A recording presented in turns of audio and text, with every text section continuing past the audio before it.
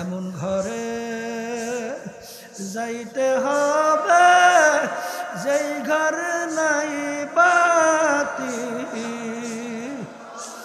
এমন ঘরে থাকতে হবে যেই ঘরে নাই সাথী।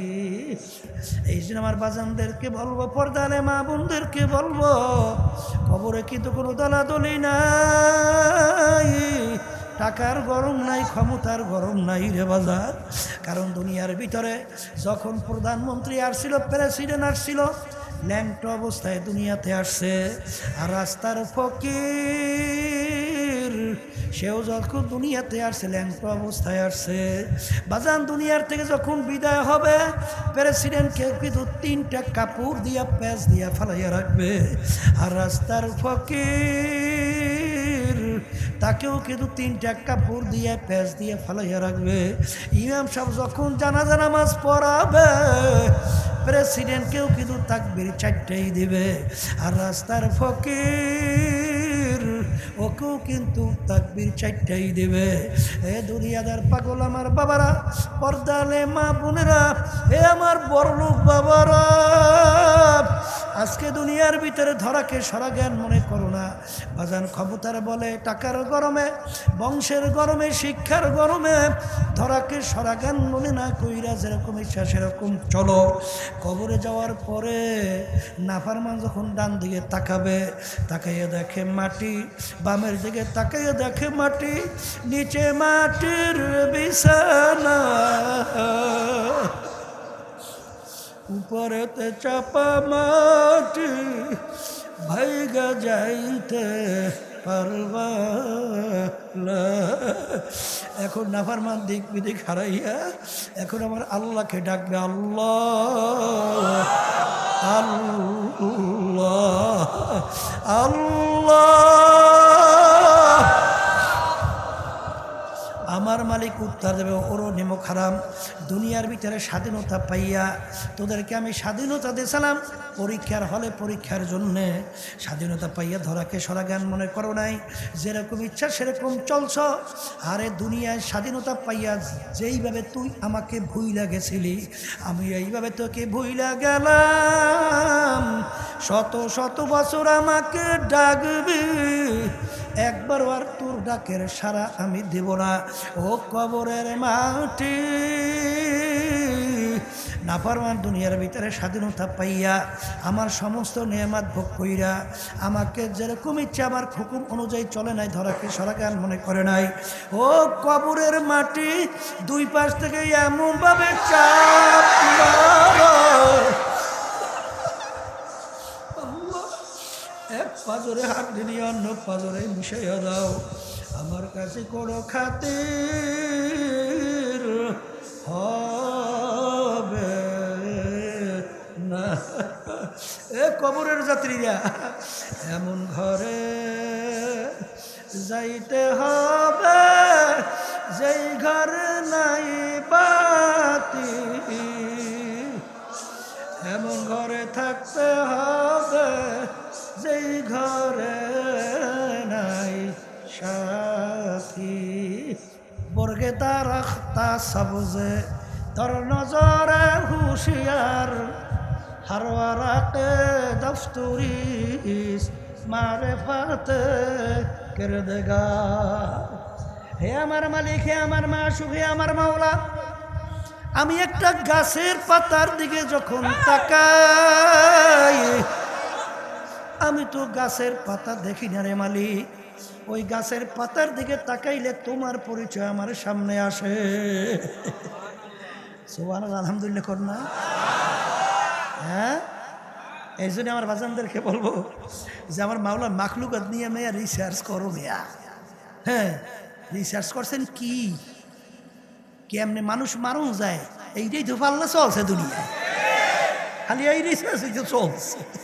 হ্যাঁ, আশরাফুল মাখলুকাত মানুষ এইটা রেখে এমনি মারবে, এই জন্য যত চিন্তা, যত চুলু দুনিয়া, আর যত ঘুম নষ্ট।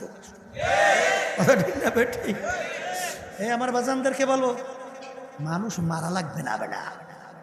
মানুষের এই যে ভিতরে যে বলছি, ওই যে একটা পার্স আছে কলব নামক, ওইটারে ঠিক করিয়ে দাও, দেখবা তামাম দুনিয়া সব ভালো। শুনছেন ওই ভিতরটা ঠিক করলে কি হয়? আলী রাদিয়াল্লাহু তাআলার নাম শুনছেন? শুনছেন না? যুদ্ধের ময়দান, শত্রুকে ফেলাইয়ে দিস। আলী রাদিয়াল্লাহু তাআলা শত্রুকে ফেলাইয়ে বুকের উপরে বসছে। করবে কারে জবাই করবে? এর ভিতরে করছে কি? আলী রাদিয়াল্লাহু তাআলা মুখের ভিতরে স্যাপ মারছে, থুতু মারছে। কি মারছে? থুতু মারছে। আলী রাদিয়াল্লাহু তাআলা থুতু মারার সঙ্গে সঙ্গে ওকে ফেলাই রেখে লাফাই দাঁড়াই গেছে। শত্রু উঠে পড়ছে। ব্যাপার কি? আপনি সুযোগ পাইছেন আমাকে করা, আমিও তো আপনাকে তালাশ করতেছিলাম, সুযোগ পাইলে আপনাকেও করব, কিন্তু আপনি আমাকে পুরোপুরি এই পরস্ত কইরা বুকের উপরে বসে ছুরি চালাইতে কোনো অসুবিধা নাই, কিন্তু আপনার মুখে স্যাপ মারলাম, থু মারলাম, আপনি আমাকে সাইডে উঠে গেলেন। আমি ইচ্ছে করলে তো আমার তরবারি দিয়ে এখন আপনাকে আমি কতল করতে পারি। এই করলেন কেন এই কাজটা? আলী রাদিয়াল্লাহু তাআলা বলেন যে তুমি শোনো, তোমাকে যে আমি মারতেছি এরা আমার নিজের কোনো শত্রুতা তোমার সঙ্গে নাই, কথা কয় না? তোমার সঙ্গে আমার কোনো আদাওয়াতি দুশমনী নাই, অন্য কোনো উদ্দেশ্য নাই। তুমি আমার আল্লাহর শত্রু, তুমি আমার রসুলের শত্রু, তুমি মুসলমানদের শত্রু, তুমি আমারও শত্রু। এই জন্য তোমাকে আমি কতল করা শুরু করছি, একমাত্র আল্লাহকে রাজি খুশি, আল্লাহ হুকুম পালন করার জন্য। কিন্তু যখন তুমি আমার মুখে থু মারছো তখন আমার ভিতরে রাগ এসে গেছে, জেদ এসে গেছে। কি আসছে? কি আসছে? এখন আমি চিন্তা করলাম এই অবস্থায় যদি তোমাকে আমি মারি তাহলে হয়তো আমার রাগের কারণে তোমার কতল হতে পারে। আল্লাহ যদি আমাকে ধৈর্য বসে যে তুই আমার জন্য তো কতল করো নাই, তুই তো তোর রাগের কারণে করছো, এই জন্য তোমাকে ছাড়িয়ে দিচ্ছি। তখন বলতেছে আপনাদের নীতি আদর্শ ইসলাম এইটা শিক্ষা দেয়? বলে আমাদের ইসলাম এইটা শিক্ষা দেয়। বলে এইটাই যদি ইসলাম শিক্ষা দেয় আমাকে কালিমা পড়ে মুসলমান বানাই দেয়। এই জন্য ভিতর ঠিক করতে হইবে। কি ঠিক করতে হইবে? ওই যে ভিতর নামক পার্স, ওইটা ঠিক হয়ে গেলে সব ঠিক, কথা কয় না? সব ঠিক। এই জন্য আমার বাজানদেরকে বলবো, তাহলে মা বোনদেরকে বলবো, কথা বেশি লম্বা না, সংক্ষেপ। এরপরে আমি বোঝার জন্যে আপনাদের সামনে কোরআনুল কারীম শুরু আয়াত তেলাওয়াত করছিলাম না? আমি বলছিলাম বুঝবে কারা? ভুলিয়ে গেছেন, ভুলিয়ে গেছেন। কারা বুঝবে? আবার কন। এখন বলতে পারেন হুজুর বুঝবে মানুষ, আমরা কি হুজুর মানুষ না? আর যে এতক্ষণ আলোচনা করছেন ওই যে বস্তুবাদী এরা কি মানুষ না? কথা কয় না। তাদেরকে কেউ পশু কয় না মানুষই কয়? এই কথার মাধ্যমে আমি বাজানদারকে বুঝাতে চাই যে মানুষের সুরত আকৃতি হইলে মানুষ হওয়া যায় না। এই মানুষ ভিন্ন জিনিস। এই মানুষ যদি হইলে মানুষ হওয়া যায় তাহলে কবি এক কথায় বুঝাতে চাই, বলছিলেন গর্বা সুরাত আদমে সাবুদে আহমাদু বুদু জেহেল হাম এক সাবুদে। মানুষের সুরাত আকৃতি হইলে মানুষ হওয়া যায় না। যদি মানুষের সুরাত আকৃতি হইলে মানুষ হওয়া যেত, আল্লাহ রাসূল সাল্লাল্লাহু আলাইহি ওয়াসাল্লামকে দেখতে, আবু জাহালকে দেখতে, হাতের দিক থেকে পায়ের দিক থেকে অঙ্গ কোনো প্রত্যঙ্গে কোনো কিন্তু পার্থক্য নাই। আল্লাহর হাবিবের চক্ষু মোবারক দুইটা, আবু জাহাল ওর চক্ষু কিন্তু দুইটা। আল্লাহর হাবিবের পা মোবারক দুইটা, আবু জাহিল্লার পা দুইটা। অঙ্গ প্রত্যঙ্গে কোনো পার্থক্য নাই, কিন্তু আল্লাহর হাবিবের নাম শুনলে দুরূদ শরীফ পড়া ওয়াজিব। আর আবু জাহালের নাম শুনলে লানাতুল্লাহি আলাইহি, আল্লাহর গজবের উপরে পড়ছে আরও বেশি বেশি পড়ুন। আমাদের সমাজের ভিতরে দেখবেন এক শ্রেণী মানুষ, ওর আচার আচরণ ব্যবহার এত খারাপ, মানুষ ওর ব্যবহারে অতিষ্ঠ হইয়া এক পর্যায়ে মন্তব্য করে লোকটার চরিত্র কুত্তার চেয়েও খারাপ। আবার এক শ্রেণী মানুষ দেখবেন তার আচার আচরণ ব্যবহার এত ভালো, মানুষ খুশি হইয়া মন্তব্য করে লোকটার চরিত্র ফেরেশতার মতো। বাজান যার কথা বলছে কুত্তার চেয়েও খারাপ, যার কথা বলছে ফেরেশতার মতো, এই দুই মানুষের ভিতরে অঙ্গ প্রত্যঙ্গে কোনো পার্থক্য আছে? হাতের দিক থেকে, চোখের দিক থেকে, পায়ের দিক থেকে কোনো পার্থক্য আছে? আছে। তাইলে হাত পায়ের দিক দিয়ে কোনো পার্থক্য নাই, কিন্তু কোন আর একটা জায়গায় জানি পার্থক্য আছে। ওই পার্থক্য জায়গার নাম হলো কলব। পার্থক্যের নাম কি? আবার কন, আবার কন। তাইলে এক কথায় যার কলব ভালো সে হলো মানুষ। মানুষ যদি হয় তাইলে পার্থক্য আছে রে নাই? আছে আছে আছে।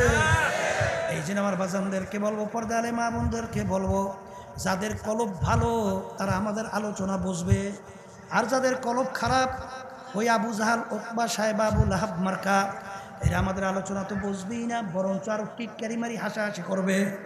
জেনে বলেন কথা ঠিক কিনা? যাদের কলব সেই বাজানদেরকে আমি বলবো, পর্দার আড়ালের মা বোনদেরকে বলবো, আমি এই কলবওয়ালা মানুষ, ভালো মানুষদেরকে বোঝাবার জন্যে কুরআনুল কারীমের শুরুর আয়াত তেলাওয়াত করছিলাম। যারা মানুষ তারা কিন্তু বুঝবে। কুরআনুল কারীমের এই আয়াতের ভিতরে আল্লাহ রাব্বুল আলামিন বলেন, যালিকাল কিতাব লা রাইবা ফি, এই যে কিতাব দেখো এর ভিতরে কোনো ভুল সন্দেহ বলতে কিছু নাই। সবাই বলেন সুবহানাল্লাহ।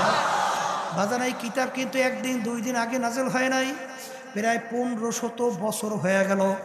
বাজান কুরআনুল কারীম যার উপরে নাজেল হইল, আল্লাহ রাসূল সাল্লাল্লাহু আলাইহি ওয়াসাল্লাম দুনিয়ায় কোনো শিক্ষায় শিক্ষিত হইতে পারে নাই, আল্লাহ দেয় নাই। আল্লাহ এমনকি নিজের দস্তখত সাইনও করতে জানতেন না। আল্লাহ রাসূল কিন্তু তার নিজের সাইনও করতে জানতেন না, আল্লাহ দেয় নাই। কেন দেয় নাই? তিনি যদি শিক্ষিত হতো, দুনিয়াদাররা বলতো লোকটা বড় শিক্ষিত ছিল, পুরো পাণ্ডিত মানুষ ছিল, খুব ব্রেনি জাহিল মানুষ ছিল, কুরআনুল কারীম নিজে লেখা লইছে। কথা বোঝেন বোঝেন? এই জন্য আল্লাহ তাকে কোনো শিক্ষায় শিক্ষিত হইতে দেয় নাই, এমনকি সাইনও করতে আল্লাহ রসুল জানতেন না। বলে আল্লাহ রসুল প্রমাণ কীভাবে রাখতেন? আল্লাহর হাবিবের আঙ্গুল মোবারকের ভিতরে আংটি মোবারক ছিল, আংটি মোবারক দিয়া সিল মারত। কি মারত? কথা কানা। কিছুদিন আগে এক ডক্টর আইছিল সরমনাইতে, আইসে আমার জন্য ওই সিলওয়ালা আল্লাহ রসুলের যে চিঠি, সেই চিঠিটা বান্ধাইয়া আমার জন্য হাদিয়ে এসে নিয়েছে। আল্লাহ রসুলের যে আংটির সিলটা তাকাইয়ে তাকাই দেখি, আল্লাহু আকবার, এখনো সিল পরে রয়েছে। দুনিয়া কোনো শিক্ষা শিক্ষিত হয় নাই, আল্লাহ দেয় নাই। তার উপরে ছোট চটি বই না 30 পারা কুরআনুল কারীম নাযিল হয়েছে। সবাই বলেন সুবহানাল্লাহ। সেই কুরআনুল কারীমের শুরুতে লেখা আছে, ভুল নাই সন্দেহ নাই। আমার বাজানদেরকে বলবো, দুনিয়ার এমন কোন পণ্ডিত, এমন কোন দার্শনিক, এমন কোন বৈজ্ঞানিক, এমন কোন লেখক বের করতে পারবেন যে তার লেখার ভিতরে চ্যালেঞ্জ করতে পারছে আমার লেখার ভিতরে কোনো ভুল নাই? পারছে? একটু আসতে কম। পারছে? বরঞ্চ লেখক লেখে, আমার লেখার ভিতরে কোনো ভুল হলে দয়া করে জানাবেন, পরবর্তী সংস্করণে আমি সংশোধন করব। ঠিক কিনা? কিন্তু একটাই কিতাব যারা মানুষ তারা চিন্তা করবে, দুনিয়ার ভিতরে অন্য কোনো কিতাব, কোনো বই পুস্তক নাই যে কোনো লেখক চ্যালেঞ্জ করতে পারছে আমার কিতাবে, বইতে কোনো ভুল নাই। একটাই কিতাব দুনিয়ার মধ্যে যার শুরুতে লেখা আছে কোনো ভুল সন্দেহ বলতে কিছু নাই। এত ইসলামের শত্রু দুনিয়ার থেকে গেল, বর্তমানে অভাব নাই, এত আবিষ্কার করলো, এত রিসার্চ করলো। বাজান এই দেশে বৈশাখ কথা বলেন, তামাম দুনিয়ার যে কোনো প্রান্তে কথাও বলা যায়, ছবিও সহ দেখা যায়। কিন্তু বাজান রে, ইসলামের শত্রু দুনিয়ায় কোনো অভাব নাই, চেষ্টা করতে করতে মাথার চুল শেষ করছে। আরবি ভাষা বোঝার জন্যে, ঠিক করার জন্যে, ইংরেজি ভাষা ঠিক করার জন্য ব্যাকরণ, এই ডিকশনারি না, আর বাংলা ভাষা ঠিক করার জন্য ব্যাকরণ, আর আরবি ভাষা ঠিক করার জন্য লোগাত। এই বড় বড় লোগাতগুলার লেখক, বড় বড় বড় লেখক, এই লেখকগুলা সব বিজাতি। ওরা আরবির উপরে এত পাণ্ডিত্য অর্জন করা দরকার কি? ওই যে চ্যালেঞ্জ, বোঝেন নাই কথা, ভালো বোঝেন নাই? ওই চ্যালেঞ্জ দেখিনি আরবি বিষয়ের উপরে পাণ্ডিত্য অর্জন করে ভুল বের করতে পারি কি না? পারছে? আমি আসতে গেছি, আমরা ওতে আসতে পারি। পারছে? পারবে? এরপর আমার বাজানদেরকে বলবো, পর্দালে মা বোনদেরকে বলবো, তোমাদের সঙ্গে আমাদের কোনো জোরাজুরি নাই। এখানে আপনারা যারা আছেন, শুধু তাই না, তামাম দুনিয়ার মানুষ, সমস্ত দুনিয়ার আল্লাহু আকবার যত মাখলুকাত, সবাই একত্রিত হও, পারলে কোরআনুল কারীমের ভিতরে একটা ভুল বের করে দেখাও। যদি দেখাতে পারো, আমি আপনাদের সামনে চ্যালেঞ্জ হিসেবে বলে গেলাম, আমি আর নামাজ পড়বো না, রোজা রাখবো না। কিন্তু বাজান ভালো করে চিন্তা ভাবনা করে দেখছি, কোরআনুল কারীম কিন্তু সত্য। কোরআন কারীম যদি সত্য হয়, এখন কোরআন কারীম অনুযায়ী চললে আমাদের দুনিয়া থেকে বিদায় নিয়ে কবরে যাওয়া লাগবে না? এর মুখ খুলে বলেন লাগবে, লাগবে না? এর কারণ কি তা জানেন? দুনিয়ার ভিতরে যে কোনো কাজে 5 বার যদি কেউ ঠগে, আবার ওই কাজে চেষ্টা করলে জিতবার আশা আছে না? কিন্তু একবার যদি কেউ কবরে যাইয়া ঠগেন, দ্বিতীয়বার দুনিয়াতে আইসা আর আপিল কইরা জিতবার আশা আছে বাজার? আর আছে? আর কেউ আসবে? তাই যত বোঝা ফারা সব কিন্তু চোখ খুঁজে কদিন দুনিয়ায় খোলা থাকবে। কথা কয় না? কথা ঠিক। তাইলে কোরআনুল কারীম সত্য, কোরআনুল কারীম অনুযায়ী চইলে, আল্লাহ রাসূলের তরিকা অনুযায়ী চইলে দুনিয়া থেকে বিদায় নিয়ে কবরে যাওয়া লাগবে না? এখন আমার বাজানদেরকে বলবো, আমার আব্বাজান রহমাতুল্লাহ আলাইহি চরমনার জমিনের ভিতরে ঘুমায়াস, আমার আব্বাজান বলতেন, বাজান বর্তমানে ইসলাম হয়ে গেছে অন্ধের হাতি দেখার মতো। কির হাতি দেখা?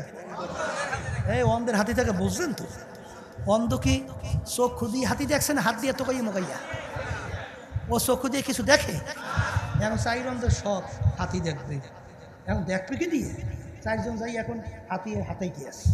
একজনে বেশি হাতির সুর, এখন মন্তব্য করে হাতি লম্বা কাশির মতো মোটা, এরকম লম্বা না। একজনে বেশি হাতির পা, মন্তব্য করে হাতি দিয়ে খাম্বার মতো মোটা, এরকম মোটা না পাও। আর একজনে বেশি হাতির কান, ও মন্তব্য করে হাতি দিয়ে কুলার মতো চ্যাপটা, কারণ হাতির কান চ্যাপটা না। আর একজনে বেশি হাতির শরীর, মন্তব্য করে হাতি দিয়ে গড়ের মতো। এখন 4 জন একাত্রিত হয়েছে। একজন আরেকজন জিজ্ঞাসা করে, হাতি কেমন দেখছো? বলে, ভাই হাতি দেখলাম লম্বা কাশির মতো মোটা। বলে, কিছুই দেখো নাই, হাতি দিয়ে খাম্বার মতো মোটা।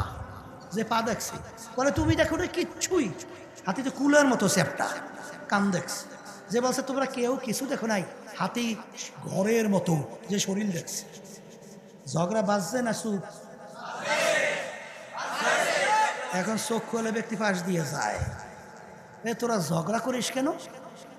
এখন এখন দেখো আমি দেখছি হাতি এরকম, আরেকজনে বলে এরকম, আরেকজনে বলে এরকম। চোখ খুলে ব্যক্তি বিষয়টা বুঝতে পারছে, আসলে ওরা তো চক্ষু দিয়ে হাতি দেখে নাই, দেখছো তো হাত দিয়া। যে যেইভাবে পাইছে মন্তব্য তাই বলে, তোরা সত্যবাদী, আসলে তোরা পূর্ণ হাতি কেউ দেখো নাই।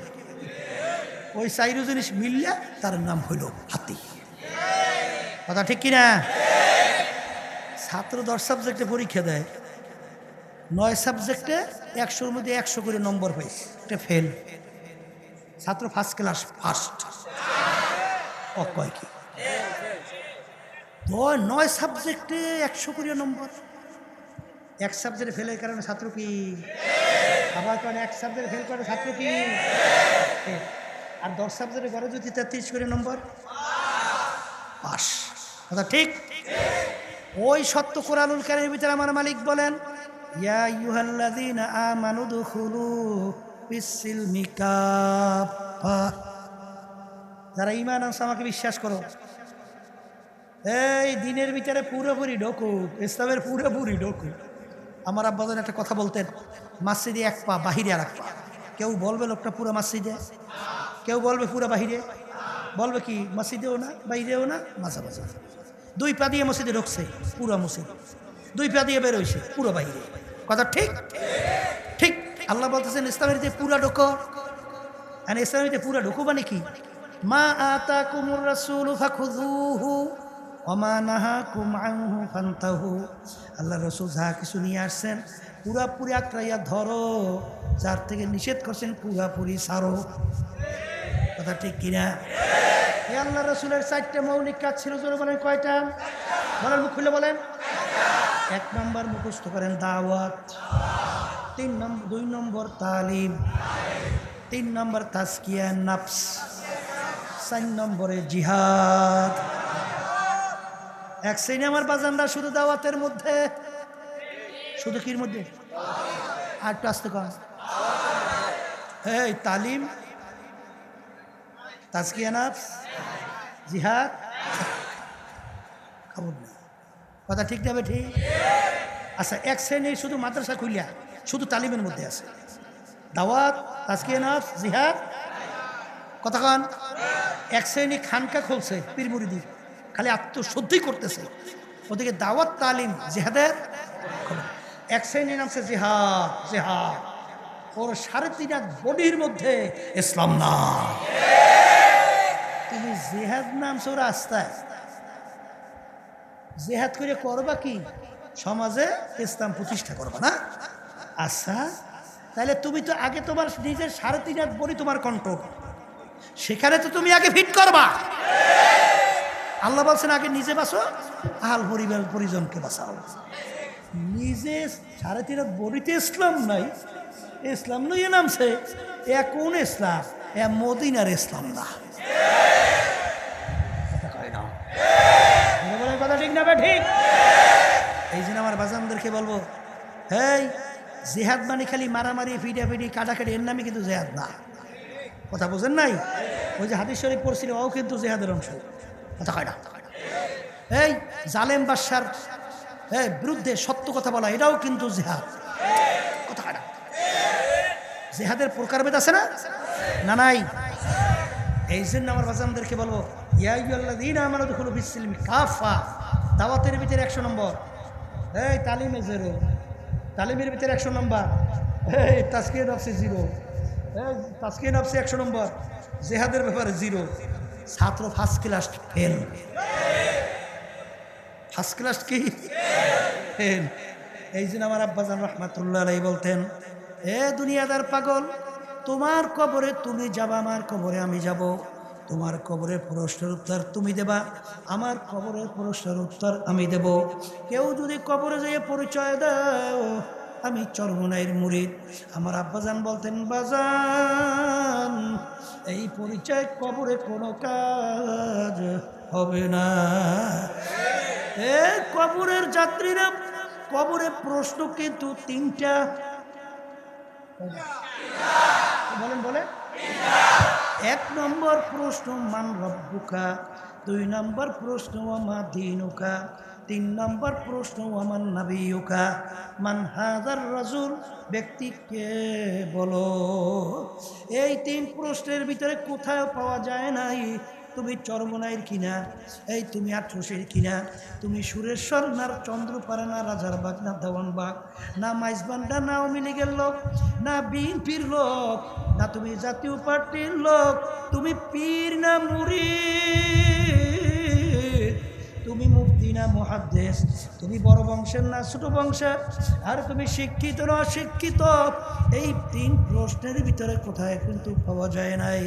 এই জন্য আমার বাজানদেরকে বলবো, পর্দালে মা বোনদেরকে বলবো, কবরে কিন্তু কোনো দলাদলি নাই, টাকার গরম নাই, ক্ষমতার গরম নাই রে বাজার। কারণ দুনিয়ার ভিতরে যখন প্রধানমন্ত্রী আসছিল, প্রেসিডেন্ট আসছিল, ল্যাংটো অবস্থায় দুনিয়াতে আসছে, আর রাস্তার ফকির সেও যখন দুনিয়াতে আসছে ল্যাংটো অবস্থায় আসছে। বাজান দুনিয়ার থেকে যখন বিদায় হবে, প্রেসিডেন্টকে কিন্তু 3টা কাপড় দিয়া প্যাঁচ দিয়া ফালাইয়া রাখবে, আর রাস্তার ফকির তাকেও কিন্তু 3টা কাপড় দিয়ে প্যাঁচ দিয়ে ফালাইয়া রাখবে। ইমাম সাহেব যখন জানাজা নামাজ পড়াবে, প্রেসিডেন্টকেও কিন্তু তাকবীর 4টাই দিবে, আর রাস্তার ফকির ওকেও কিন্তু তাকবীর 4টাই দেবে। এ দুনিয়াদার পাগল আমার বাবারা, পর্দালে মা বোনেরা, এ আমার বড়লোক বাবারা, আজকে দুনিয়ার ভিতরে ধরাকে সরা জ্ঞান মনে করো না বাজান। ক্ষমতার বলে, টাকার গরমে, বংশের গরমে, শিক্ষার গরমে ধরাকে সরা জ্ঞান মনে না কইরা যেরকম ইচ্ছা সেরকম চলো। কবরে যাওয়ার পরে নাফরমান যখন ডান দিকে তাকাবে, তাকাইয়া দেখে মাটি, বামের দিকে তাকাইয়া দেখে মাটি, নিচে মাটির বিছানা, উপরেতে চাপা মাটি, ভাইগা যাইতে পারবা না। এখন নাফরমান দিক বিদিক হারাইয়া এখন আমার আল্লাহকে ডাকবে, আল্লাহ আল্লাহ আল্লাহ। আমার মালিক উত্তর দেবে, ওরও নেমো খারাম, দুনিয়ার ভিতরে স্বাধীনতা পাইয়া তোদেরকে আমি স্বাধীনতা দিয়েছিলাম পরীক্ষার হলে, পরীক্ষার জন্যে স্বাধীনতা পাইয়া ধরাকে সরা জ্ঞান মনে করো নাই, যেরকম ইচ্ছা সেরকম চলছ। আরে দুনিয়ায় স্বাধীনতা পাইয়া যেইভাবে তুই আমাকে ভুইলা গেছিলি, আমি এইভাবে তোকে ভুইলা গেলাম। শত শত বছর আমাকে ডাকবি, একবার আর তোর ডাকের সারা আমি দেব না। ও কবরের মাটি, নাফরমান দুনিয়ার ভিতরে স্বাধীনতা পাইয়া আমার সমস্ত নেয়ামত ভোগ কইরা আমাকে যেরকম ইচ্ছা আমার হুকুম অনুযায়ী চলে নাই, ধরাকে সরাগান মনে করে নাই। ও কবরের মাটি, দুই পাশ থেকে এমনভাবে চাপ মারো, এক পাজরে হাত দিয়ে অন্য পাজরে মিশাইয়া দাও, আমার কাছে কোনো খাতির হবে না। এ কবরের যাত্রীরা, এমন ঘরে যাইতে হবে যেই ঘরে নাই বা